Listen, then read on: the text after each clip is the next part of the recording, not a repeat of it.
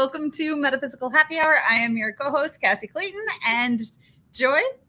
So today I am Joy Koff, and I am the owner of Miracles of Joy, and I am filling in for Tracy today.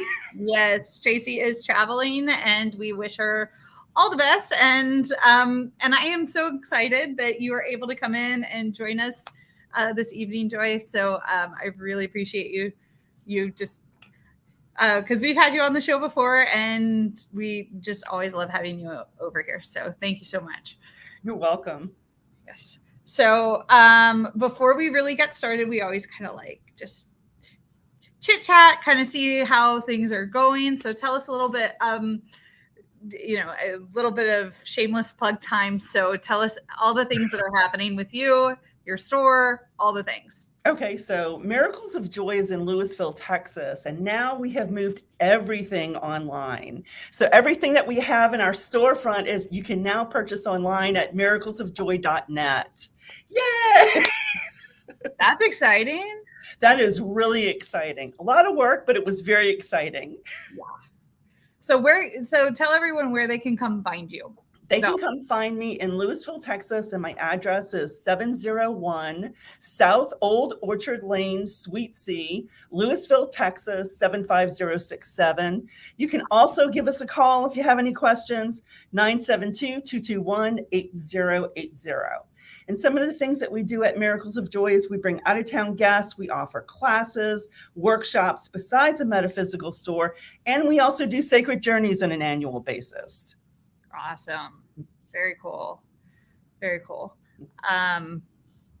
Yeah. And I love it when you all are promoting the sacred journeys as well, because those seem so cool. I want to go in there.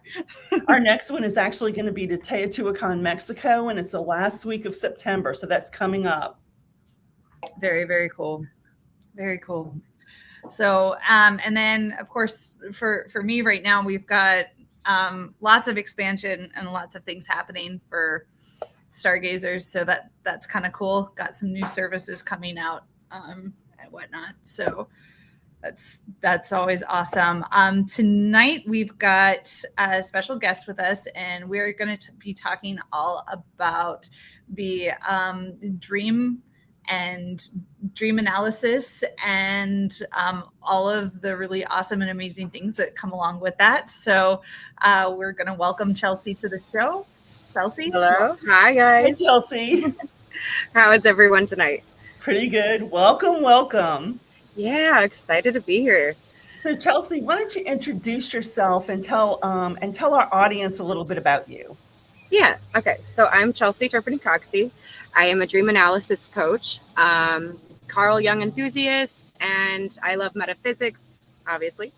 Dreamland gets very metaphysical, so I really enjoy the lane and space. I often find that when I work with my clients, they usually express things to me they wouldn't to their therapist, which is fun. I enjoy having such a safe space to really explore a lot of different aspects of belief systems and perceptions of reality. So Chelsey, why don't you tell people where they can find you? Okay, so I am on Facebook. I'm pretty active on there. I also have a website, which I think is shared somewhere with the podcast, but it's ChelseyTurpeningCoxsey.com. You can find a lot of my creative works on there, as well as the dream analysis aspect. So it's got a mix of both. Because I am an author too. And my book is based off of my dream analysis and my shadow work. This is just is one. I've got two others that are not printed yet, but it's Living Life Metaphorically. Sorry, trying to get in the camera just right. So I got some of that on there too, which is very a good, I don't know, writing is very therapeutical and channeling. So for me, it started out with writing my own and going through my own journey, awakening, and then learning to bring this space for other people. So let me ask you, how did you get started in dream analysis? Like, what was the big aha moment for you that says, this is what I want to be as a dream coach? Well, it kind of came in like phases, because I was kind of arguing or battling it a little bit. Because I was like, Chelsey, who are you to be, someone as a sort? But I practiced with myself for a while. So it took a few years, but I've always had really intense dreams. and things that felt very metaphysical are out there. I'm just like, what is going on? So my dreams always had my attention in a weird way. But I have to say, before my official, like actually through awakening, but probably through like the shadow soul work, dark night of soul, I really started to notice that there were certain aspects of my dreams that were repeating a lot and showing patterns, but they weren't always the same. So I was journaling and logging them for quite some time, for a few years at that point. And I realized that I started really seeing a very large perspective picture of not just internal work for my own benefits of my exiled aspects of my shadow, but really pulling out some interesting metaphysical aspects of my soul too. And that really just, so like I held that all to myself, and I wrote about it in my book, which ended up kind of being bits and pieces of a book for myself. But it wasn't until later I got into mental health. And when I got into mental health, I had this idea, or my subconsciousness had this idea a little bit, that I was going to do dream analysis or something with dreams, because I've always loved Carl Jung, and I'm just a Carl Jung enthusiast a little bit on my own. So it was a lot of things that kind of came together, and it was like, I think my ego was a little afraid of it. But the other aspects of my identity were like, no, this is what we're going to do. And it kept showing it over and over again. So for me, I do feel it was a soul calling. I very much love symbolism, not just in the individual, but on the mass collective and throughout history. So I'm a bit of a nerd. And I feel like it just all really came full circle, especially after I started coaching, and I was a little afraid to just be a dream analysis coach. I tried to do a few other things bundled into it. And I realized, I have to jump into it and just embrace it. And since I did that, it's insane. So I want to talk a little bit, because shadow work is one of those words that's thrown out there. Yeah. So I want to explain it to our audience who's out there, who's listening to this. We all have a shadow side. So what is shadow work? We all know our limitations and what our ego stops us from moving forward. So people who actually assist you, or I'll call them shadow coaches, actually assist you to overcoming those challenges so you can live your life more pure, more connected to spirit, more connected to your guides. Is that your take on it as well? Yeah, I just got chills when you're saying that. I'm like, yep, that's it in a nutshell, literally. Okay. I think what happens is it's just a word out there that people don't really understand what it means. So it's sometimes putting some context around it. I want to talk a little bit about dream interpretation, because, from my own experience when in doing this metaphysical work for 18 years, and my own personal experience, I used to say I have dreams and I have real dreams. Yeah. Does that kind of dreams are the ones that are, kind of fragmented and they're out there. But my real dreams, to me, that's when spirit was actually connecting with me to give me messages. So let's dig a little deep about certain symbolism and certain types of dreams. So, and how that actually helps someone move forward. Yeah. So I break them down into two categories, and you already mentioned them, but I kind of came up with my own terms for them. So I realized everyone does their own thing. I call them metaphorical, for internal aspects of your emotional experiences and everything, processing your personal base, right? And I call that your internal. It's even like when you're dreaming, it feels like it's really just inside within yourself. It doesn't have other entities always, or this spiritual thing going on. Metaphysical dreams will be the second one, and those are very different. And they tend to analyze differently, but it's so beautifully woven that the symbolism reading between the two different styles really reflect internal and outward like a mirror. So but sometimes the metaphysical ones are very straightforward, but at first, and then later when you look at it, you really start to see more in-depthness to it too. So it's interesting, but yeah, I do break them down into two. When I work with my internal dreams, or the metaphorical ones, I break them down. I've noticed that a system that I use the most is the internal family system by Gary Schwartz.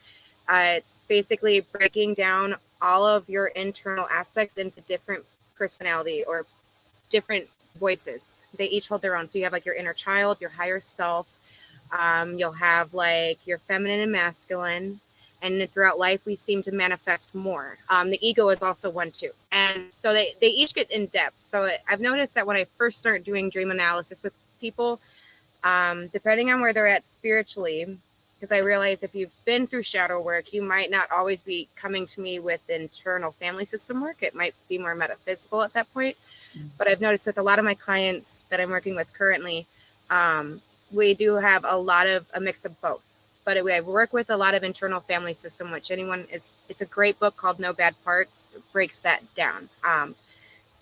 That one was a huge one when I started doing dream analysis, because we do see a lot of symbolism with each part, and they carry themselves different. They could use a color, a different aspect or feeling.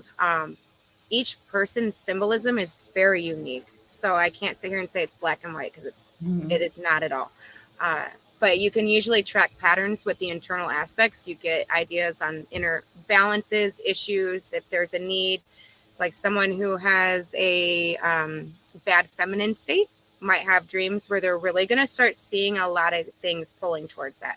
If it's like a woman that looks like a haggard and old and angry drunk or something, or just something really vile, they show themselves interesting. Sometimes they're mysterious though, and it's not always in your face though either. And they plant little things, little seeds in dreams. One client I noticed, when it came to the internal aspect, his feminine state took it from internal dreams even to metaphysical dreams. And it got really in depth with like aliens and other things, but it was the idea that she is, like it was a redheaded woman who's chained up by a lizard alien, and she asked him for help telepathically in the dream, right? And he was like, oh, can we, I don't know. And they're like, don't push the red button. And they told him not to. And at the end of the time, it was always, you have a choice. It was a theme. So like, it wasn't always something specific that made sense. But when we realized who she was, we were able to go back through like 5 or 6 months worth of dream journals and really break down the color of red and themes of division or families, or like it just took all the symbolism of other dreams that already made sense and built on top of it with the hidden identity who was speaking through randomly the whole time. She was even walking through behind a window in a restaurant, writing her name on the window casually and walking away. She wasn't even a feature of the dream.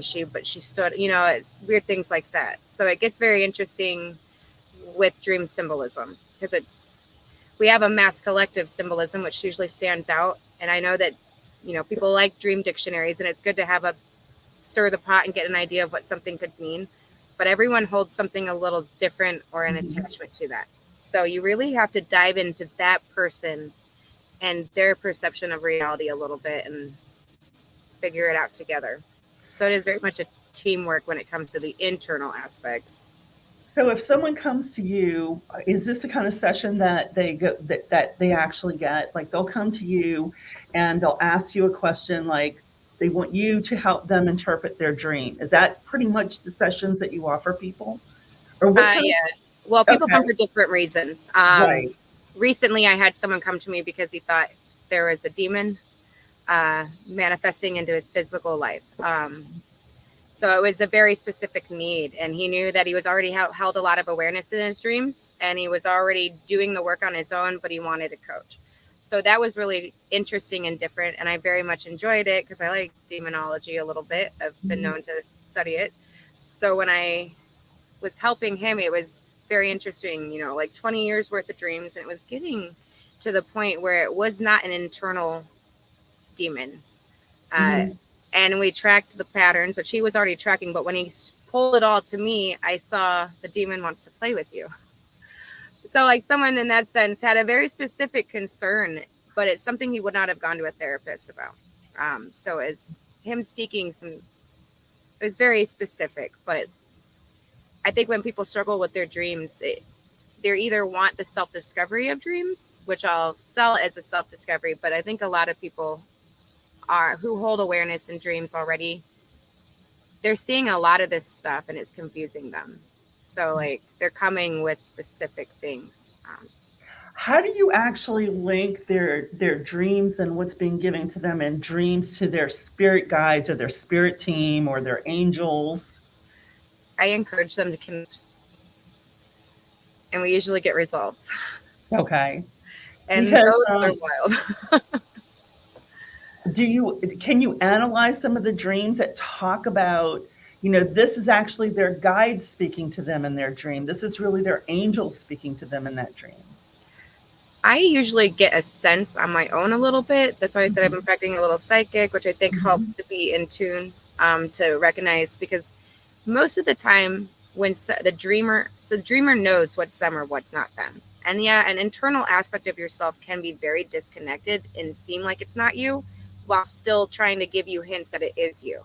But at the end of the day, when you're dreaming, if you can go lucid, it's ask, are you me? Does it feel like you? Can you control it? Is it another conscious aspect that's not of you? Usually you can tell. So when I was getting off track a tad bit. But when it comes to like entities and spirit guides, they have a certain approach, and they prove it's them by teaching you or showing you something, and it comes out like telepathically, and it's a certain vibe that I don't think other energies would be able to mimic per se. It's just weird, but from my gut, I feel that. So like we've had a few where like, so I do see a lot of aliens in dreams. I do too. Yeah, and they're usually guides. And they try not to freak people out, so they don't always show themselves that often. But they do give hints. And one client who's been with me the longest, I call him my poster child a little bit. But he did the whole phasing of internal work, which was like phase 1. And then phase 2 really led into a lot more soul work. And immediately I thought he would get a break, and his subconsciousness did not allow a break. It just immediately went into the aliens. So his first one was he couldn't see them, but he could. I don't know. You'd have to ask him. He's so much better from the first person, right?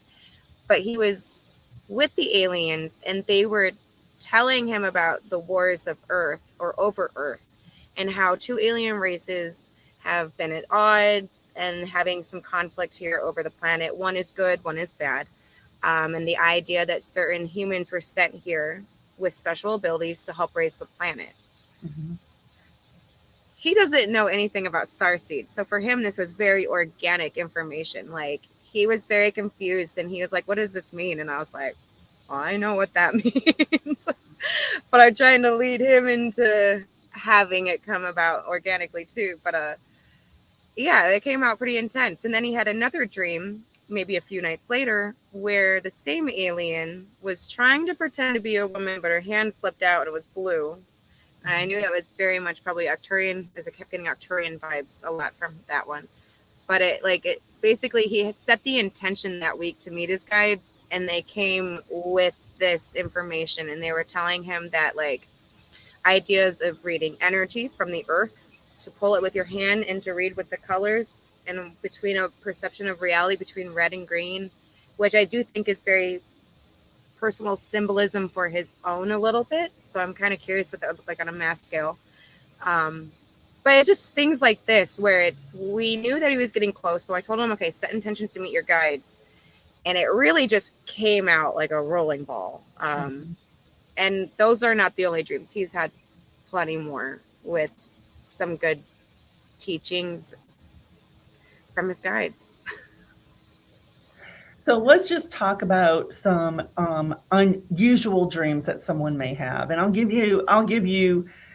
kind of give you an example of one of the ones that I have where I feel it was my subconscious telling me to overcome my fears. And then maybe I'll let you interpret it at that point. But I can remember at one point when I was on this path and I was just getting started on this path, I had a dream one time that this guy was a serial killer. And I knew what he was doing. Like, I knew he was killing people. And I faced him. I literally pick up my phone and said, I'm calling the police and telling them what you're doing. And then I wake up from this dream. And how I analyzed that, first I got really upset because it was like I was like really there and I was really watching it. But then part of that was it was time for me to face my fear. There were aspects of me that I was letting go that I was fearful of. And it was saying, no more. I'm taking my power back in this moment. I think that's good. It sounds like then it's definitely an internal aspect of a dream. And it's funny you said you call the police, because when you look at the internal family system, he breaks the parts of the ego down as firefighters and managers or police officers. We're aspects within ourselves that manage the other exiled parts even a little bit, or sometimes they can be at odds within the system. But yeah, no, it definitely sounds like the serial killer in some sense is an aspect of yourself. And I know we all have the duality, so it's good to bring out, if it was a serial killer aspect of yourself, it would be good to really explore what that is exactly and how to bring it to fullness. From what I understand, a lot of the times, parts of ourselves that we dislike need to be healed, and they usually get stuck at younger ages. But basically, if you think that all of your emotions and all of your parts are around you in a circle and you are the main one, you need to be the one that mediates and bring them back and into the system. They usually end up bringing their positive parts to the table versus the negative. And if they bring the negative, it's in balance and reason or justice. So it's like a lot of shadow work in the exiled aspects. I like that. I would talk about, are any of them past lives? Like, are some dreams people actually getting glimpses of their past lives as well? I do believe that. I haven't seen too many yet in my sessions, but anything is possible, and I'm always just waiting for the opportunity to have it cross my Zoom camera.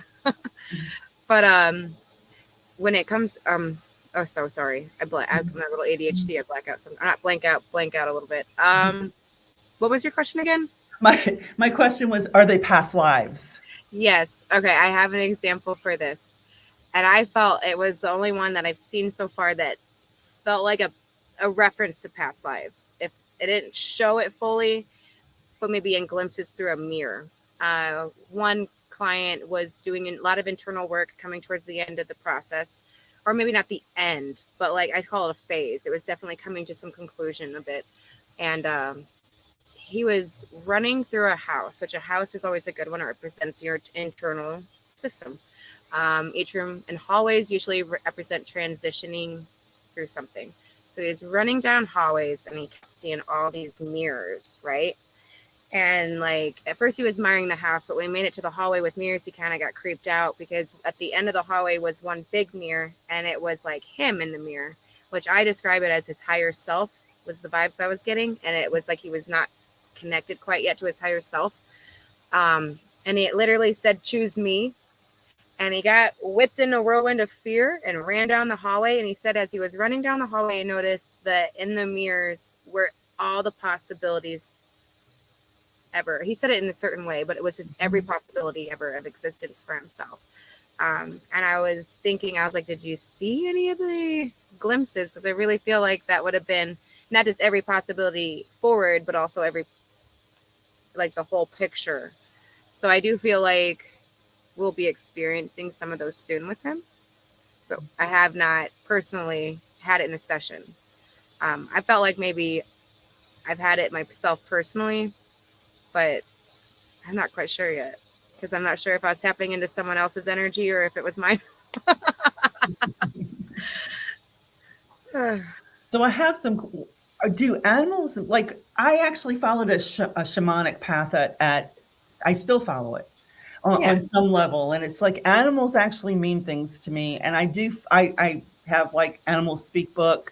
I know what certain animals actually mean. If someone is dreaming about certain animals, does it follow that Native American path, or is it a different symbols or a different meaning?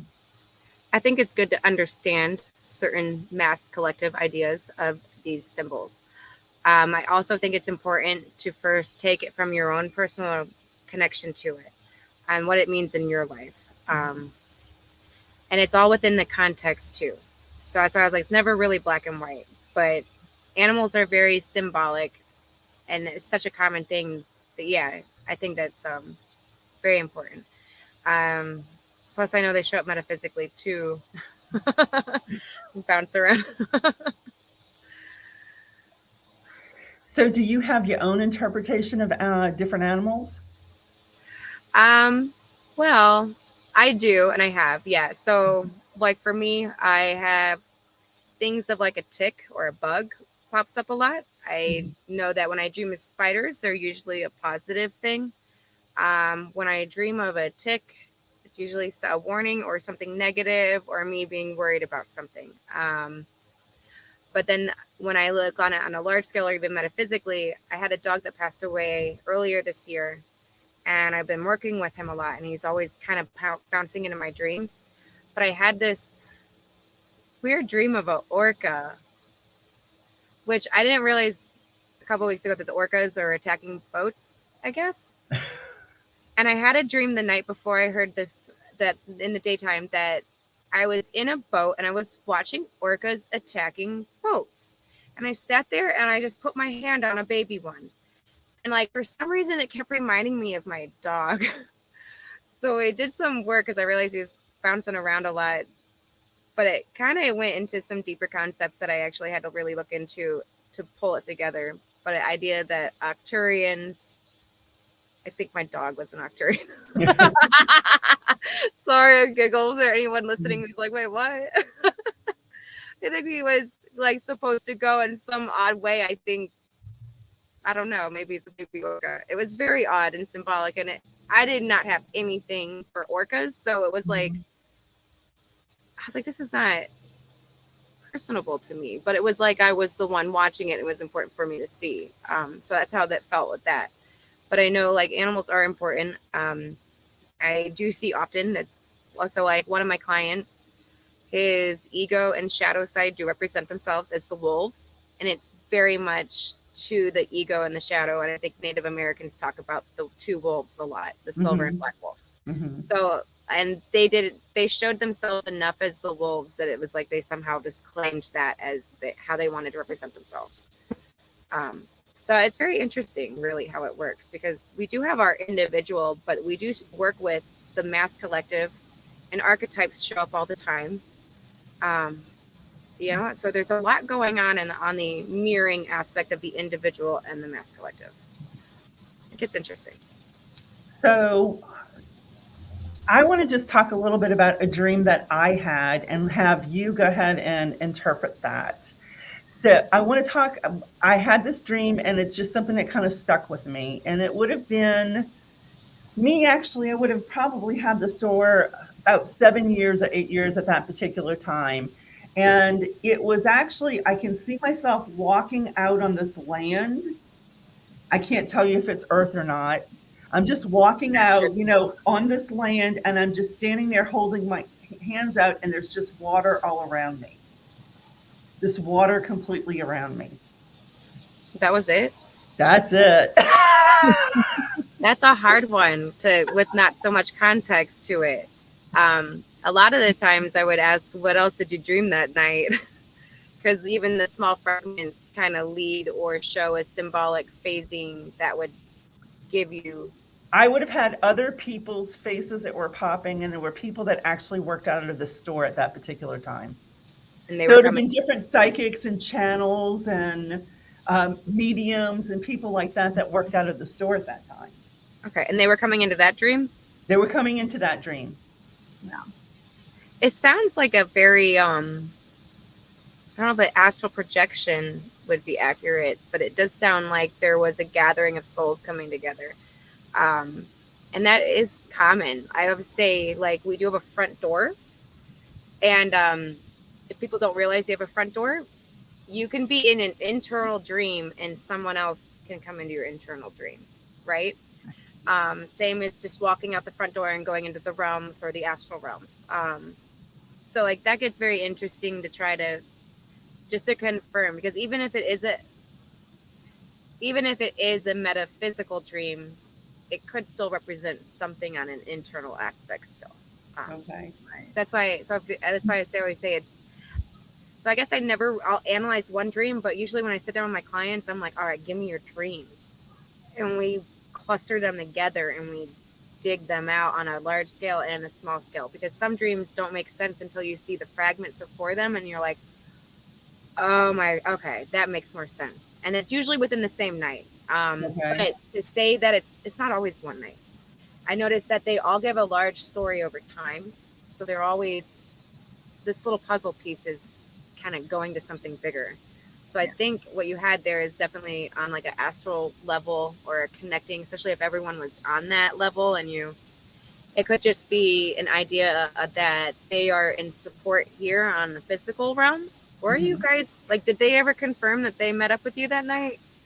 I That's always a have good people, question. I have a lot of people that tell me I show up in their dreams. Yeah, it's good to confirm and talk about it. I do it too. So I'm like, well, what did they say they were there? Or I do have a lot of people that talk about me showing up in their dreams. You know, some of the dreams that I have, I call them, I don't know if I want to call them downloads or I want to call them, you know, something's happening on some sort of a level that may not necessarily be the physical level. I have had dreams where I am picked up into, like, I'm picked up in a spaceship, but it's not really a spaceship, it's a gold sphere. There's Yeah. a being there that looks human. Okay, it's not like it's an alien. alien. And I know that I'm actually on there and we go way out and we're sitting there and I can't remember what our conversation is, but I know that we're having a very detailed metaphysical conversation about something. And it can go on and then all of a sudden I'll come back and I wake up from that and I'll have someone walk in the next day and said, well, I had a dream about a gold sphere. And I'm like, me too. So, you know, part of it is I don't know what they actually mean. I sometimes think they're downloads on some level. That it's our spirit guides that are working with us on some level where they're downloading information that maybe we don't actually have to remember it. It's still in there. The subconscious is the file cabinet. I always say it's in the file cabinet. And if you meditate or try to pull it back, some people do have success in that. But I think if it's something that wasn't supposed to be consciously processed, then it needs a good deep trigger a little bit to pull it back out.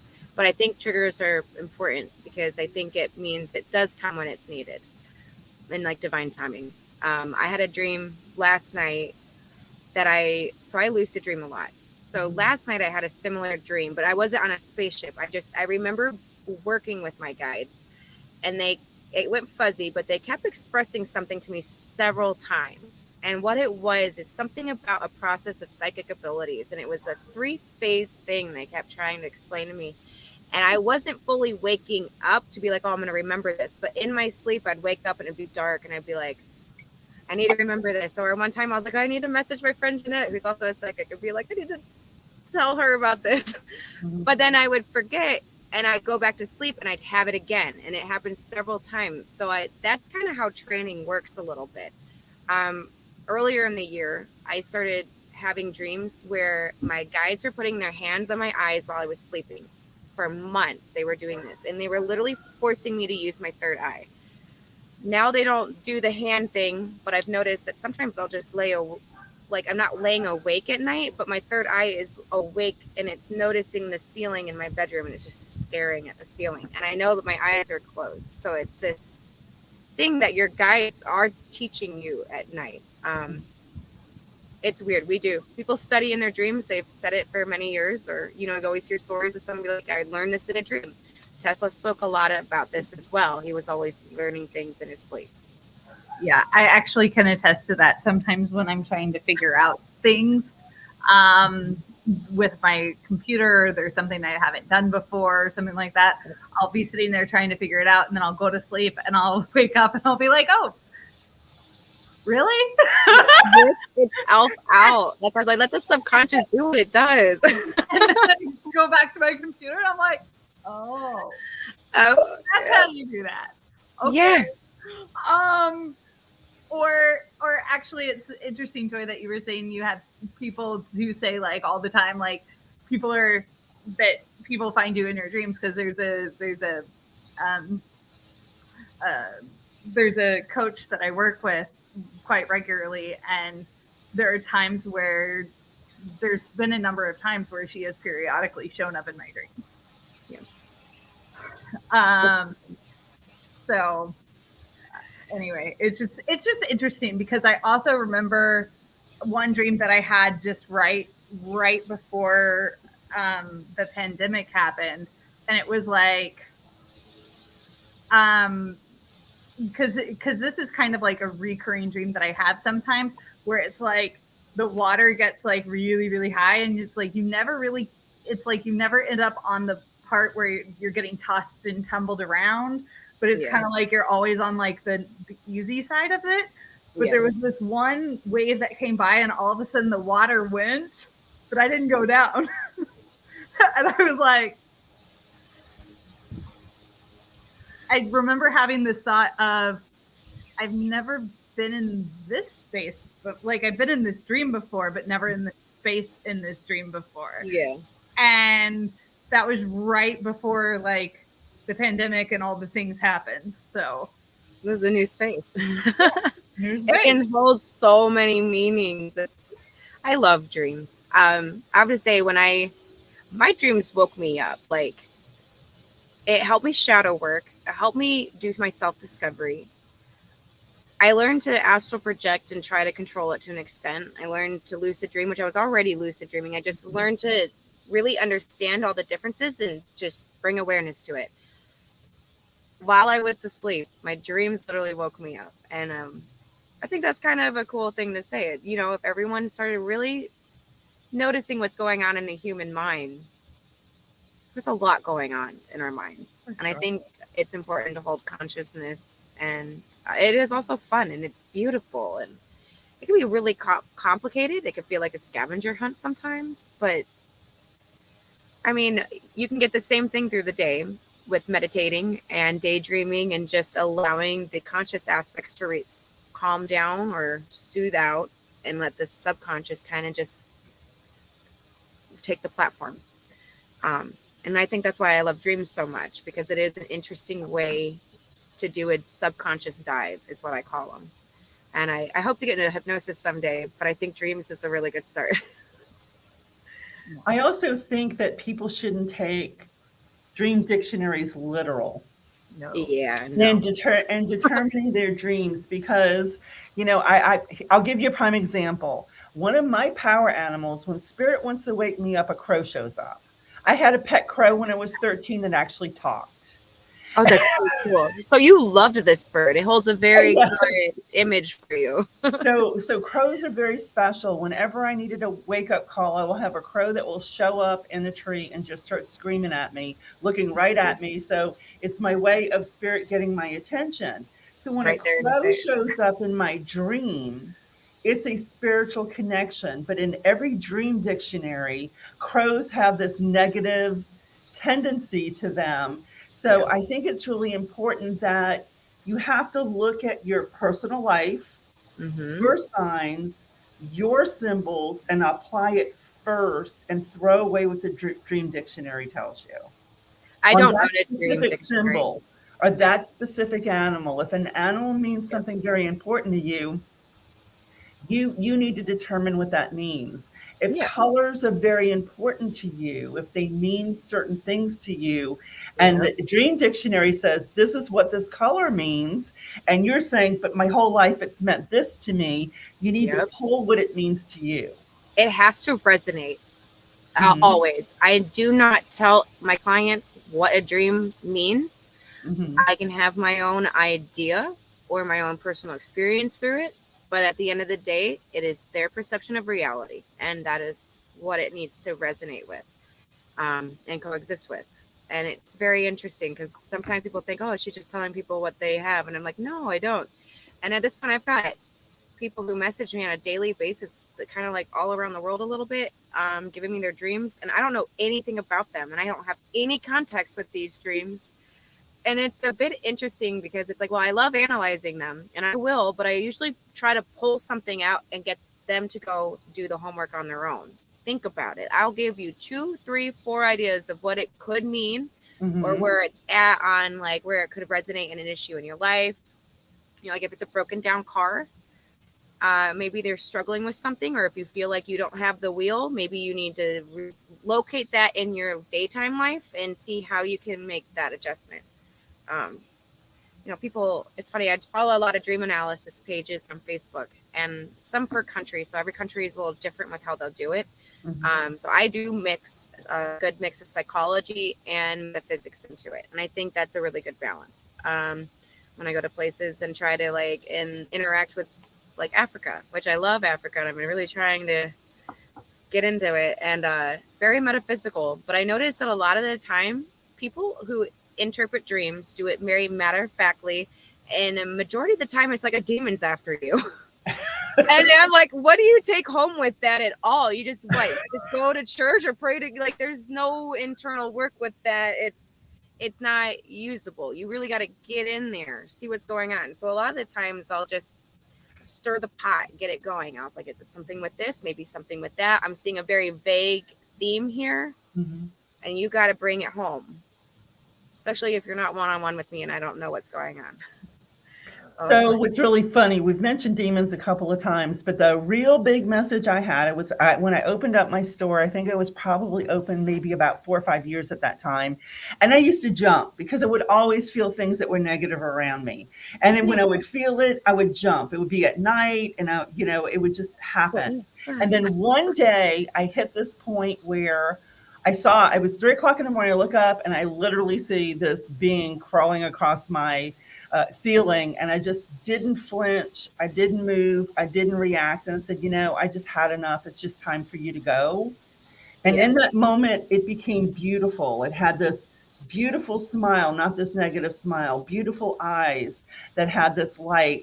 And it just kind of did this and literally walked through the wall. And when it did, I heard, once you learn how to love your demons, they will become your angels. And it's almost like I chose to open up a metaphysical store. So everything's going to walk through my front door. So my angels and my guides have to get me ready to handle anything that comes my way. So even the negative is there to teach us how to stand in our own power. There's a lot going on. And when people first wake up, they're usually waking up to the lower realms, and they are experiencing these things. And I always say it's not a bad thing. Don't let it manifest into your physical life, and I think that takes some work to do. So like, just don't harass them, like defend yourself, but don't put a target on your back kind of thing too. But the idea is that there are many lessons to learn in the lower realms, and it's something that you transcend through. It comes with our own shadows, so there is a lot of mirroring. When I talk about my metaphysical and my metaphorical, same but different. They are, what exists here will exist there, and it is the law of attraction a little bit on that stuff. And it was very difficult in some cases, but I did notice that, like, working with the one client who came to me about the demon thing, it was ideas that I noticed that, first off, it was Freddy Krueger when he was 9 years old.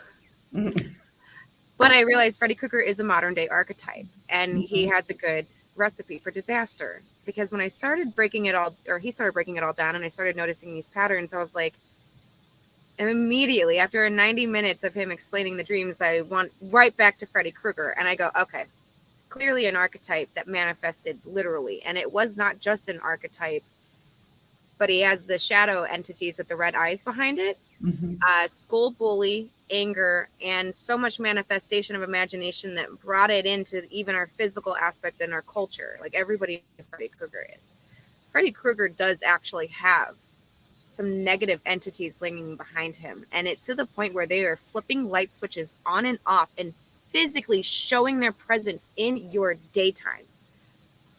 So, maybe you shouldn't watch horror movies. And I love scary movies, and I'll watch things from an interesting perspective. But, like, I've got children too, and I'll be like, no, there are certain things that I see there's a recipe for these archetypes. And I think it's important that our culture realizes that when they're taking all of this negative stuff, turned out the man who created Freddy Krueger also had shadow people following him around, and he was a little boy. So he mixed all of his things in a pot and created this archetype of imagination. But my client was in his 30s and a sober, normal adult with a good career. And he was literally having sleep paralysis with them walking around in his room. And it wasn't always Freddy Krueger. At some point, they just really showed what they were. They didn't even care to carry the mask anymore. And it was the shadows with the red eyes. And they were messing with him and trying to be his friend or pretend to be his friends. And even in dreams, until they would get mad at him and then show it. So it was like really weird, because normally I would say, let's make sure that's not an internal demon. Mm-hmm. And I realized, I was like, okay, so we got a lot going on. When we look at the realms, we need to transcend theon and understand that you don't have to stay in the ghetto necessarily of Mm-hmm. the astral realms. But there's a lot going on. And I do see a lot of these things in the dream sessions. That's why I was like, people will come to me and talk about things that they would never tell their therapist. Like no one's going to tell their therapist. And if someone did, I don't even know if the therapist, what they're allowed to even say about that legally. From what I understand, the government doesn't care for metaphysics. So it gets very interesting. But yeah, it's good to know that when you wake up, you are in the lower realms. The idea is to use your resources to learn to fight back and move forward and go into the higher realms. And if you ever choose to go back to a lower realm, usually going with an intention, whatever that may be. I don't really go back, but some people do have a desire to go back or maybe help or be of help. It gets very metaphysical, very soul calling, dreams. From where I sit, part of it is it's like, those who overcome this in a lifetime, let's say some have these, shadow beings that are following them, and then they learn how to step into their power, and then they learn how to send this away. They Yep. end up becoming healers for other people. Yes. Because people do not want to go to people who have not experienced this. You got to have some experience.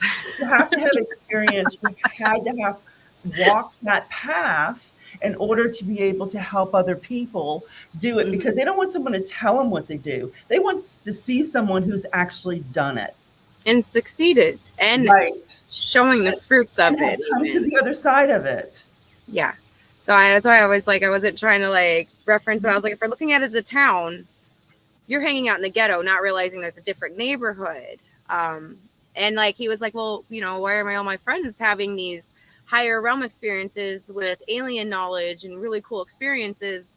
And he's over here fighting armies of demons and whooping their butts, And I'm like, well, you don't have to continue fighting all the time. And there, so there is a transition. Sorry.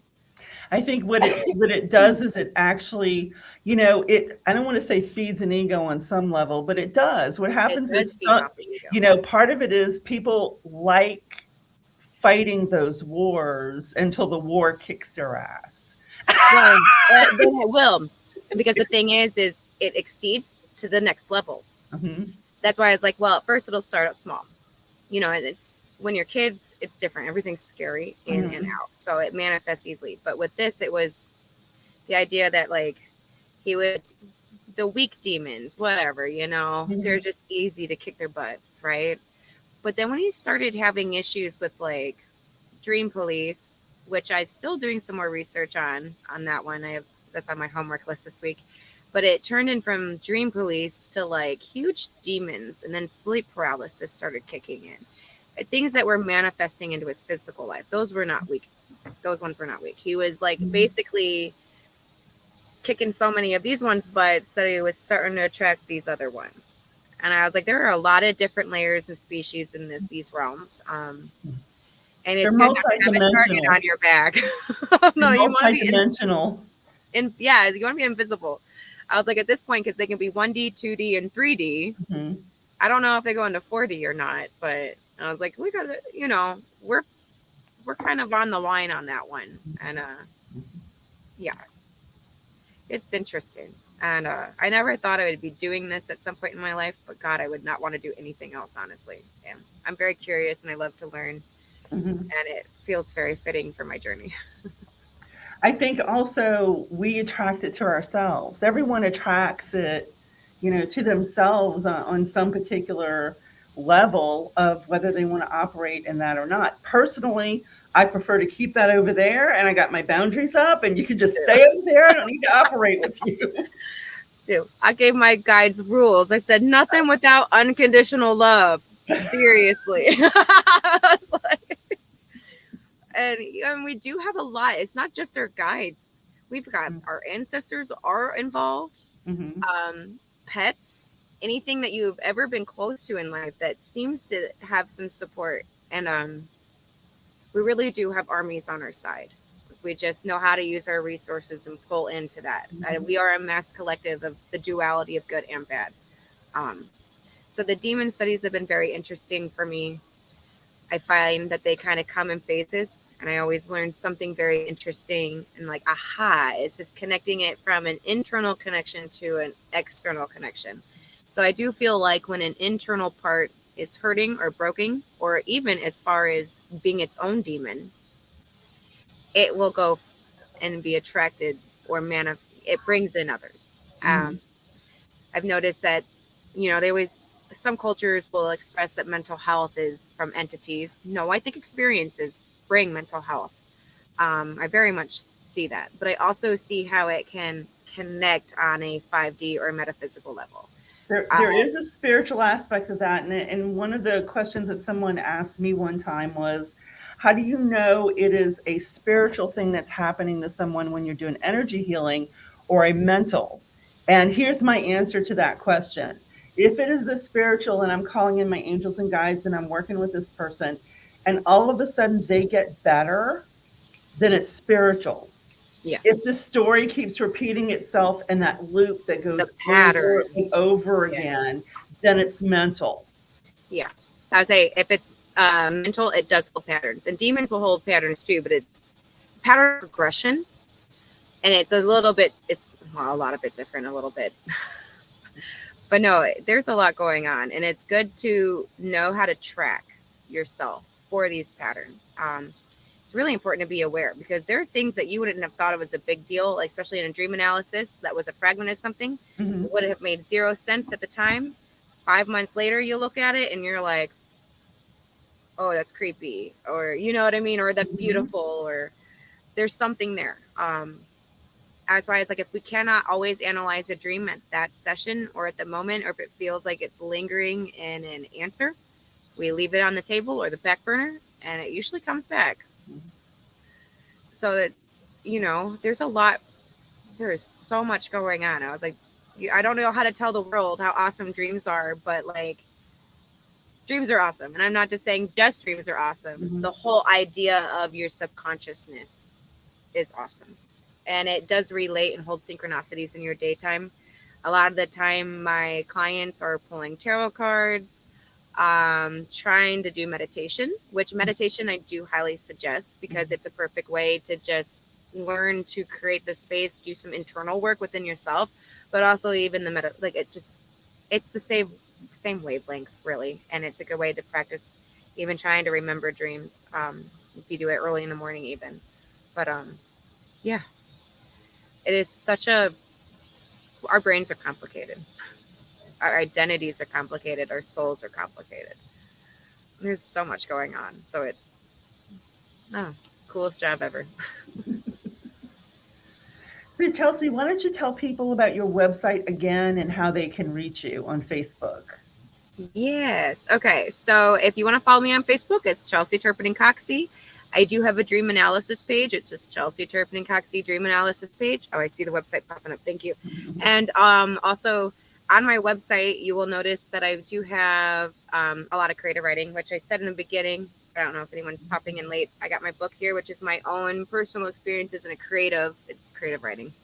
So you got to explore it a bit, but it's all the shadow work and expressions kind of what I speak about, but in my own self-application. You'll find that on the website, as well as my dream analysis stuff. And I do have a conscious newsletter that I send out called The Conscious Collective. It's a wannabe digital magazine. We got about 20 different voices that pitch in every month, writing articles, a lot of shamans, a lot of art, a lot of logic plus imagination equals matter type of stuff. Trying to teach people, provide free information to learn and bring in the good knowledge so you can feed both wolves, silver and the black. And if someone joined us a little bit late, tell us a little bit about your coaching. Are you still doing your coaching and your shadow work? Yeah, I have been, yeah. And I am taking clients still. I got a lot of space available at the moment. Yeah, and I do have the sessions on there. I think there's 75 for a 90-minute session. And the 90 minutes, I swear, it's very worth it. And I won't go less than 90 because an hour is too short. Wow. Well, and that's awesome. So, Joy, tell them where they can find you. So you can find me in Louisville, Texas at Miracles of Joy Metaphysical Store. My website is www.miraclesofjoy.org. That's going to tell you all the events that we have and what we're doing out of the store. But I also have miraclesofjoy.net, and that's all of our products that are online. My next big thing that I'm going to be doing is I'm actually doing a sacred journey to Teotihuacan, Mexico, which is going to be the last week of September. We're taking a group to the pyramids. We're going to spend a whole week together just doing all kinds of metaphysical things. And we do still have some openings if anyone's interested in joining us for that trip. Now, that's funny, Chelsey, because I dream of Teo all the time. It's like if it was any place and the people that are there or people that have gone with in the past, I have all kinds of dreams there at Teo. Ooh, follow me on Facebook. Let's connect.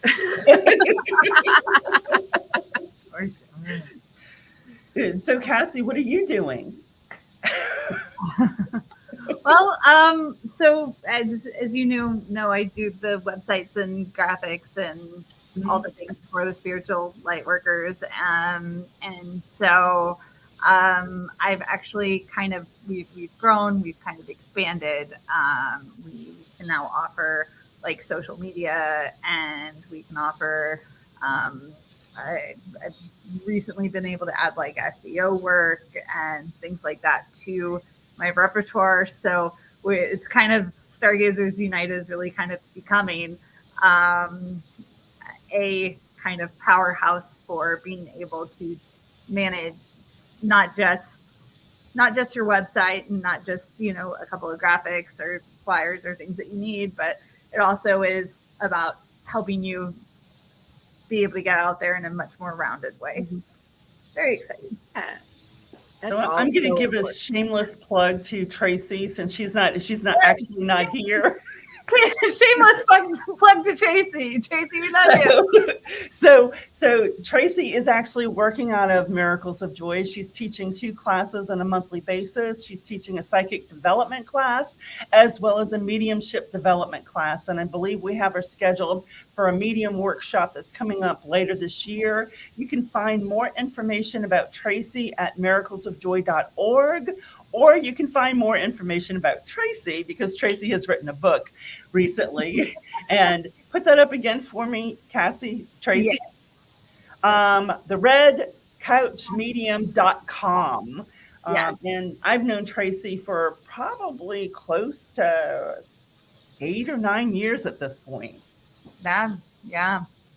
And also one other thing that I will add is because Tracy does retreats and things like that, joining us. But Tracy does retreats to Belize, and the next one is coming up here from May 4th to May 10th in 2024. It is a great opportunity. It is a great trip. We have such a good time every time we go. It's just like she chocks it full of like just so many cool things to do and see, and the group of people that came on the last trip was just phenomenal. So definitely something to keep in mind. Sacred journeys are amazing things because you bond with those people. You'll never forget those people for the rest of your life. That's beautiful. I remember watching it on Facebook a few months ago, and I was like, "Oh, you guys are having so much fun." well, and and it's so reasonably priced. She does a good job of really making it very easy for people to be able to say yes to it. I would say a retreat's always an ordeal to plan. She's got a good setup down there, though. I know Donna, she's one of my friends. Well, I want to thank both of y'all for coming on and being here tonight. And Joy, any last words you've got? Chelsey, it was just amazing speaking with you and getting, your opinion on some of this dream work. I think it's just it's fantastic what you're doing. Thank you. And yeah, thank you for having me here. This is a really good conversation. I enjoyed it. So thank you. You're welcome. Well, everybody have a good night. We will see you back in a couple of weeks. Sounds good. Bye, everyone. Bye.